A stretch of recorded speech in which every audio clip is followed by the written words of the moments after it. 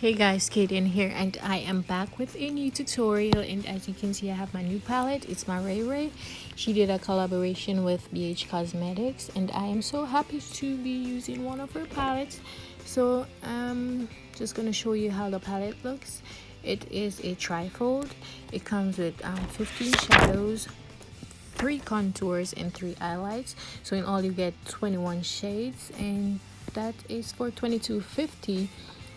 And the colors are really pigmented. So I'm just gonna recreate her look that she did with this palette. And also guys, this palette comes with a mirror, so you can just work from the same palette. So you have your mirror and shadows, so you don't have to be switching. And guys, I don't know what to say, this palette is booming. It is the bomb. Also guys, I already did my full face, so I'm just going to be working out the palette where I'm going to just use the eyeshadows, contour, and also the highlights.